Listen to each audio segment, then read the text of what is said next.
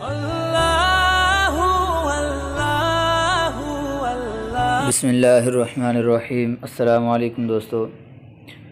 وہ حالتیں جن میں غسل فرض ہو جاتا ہے وہ فقہاء کرام نے 5 لکھی ہیں۔ تو پہلی جو حالت ہے جس سے غسل فرض ہو جاتا ہے وہ ہے حیض سے پاکی پر۔ وہ عورت جس کو حیض کا خون آ رہا ہے، جب اس کا حیض کا خون بند ہو جائے تو اس سے پاکی حاصل کرنے کے لیے اس پر غسل کرنا فرض ہے۔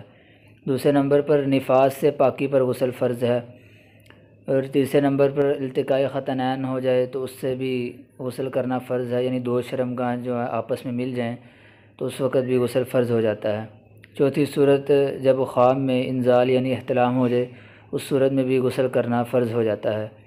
اور آخری صورت کہ شہوت کے ساتھ اگر منی خارج ہو جائے تو اس صورت میں بھی فقہاء کرام نے غسل کو فرض قرار دیا ہے۔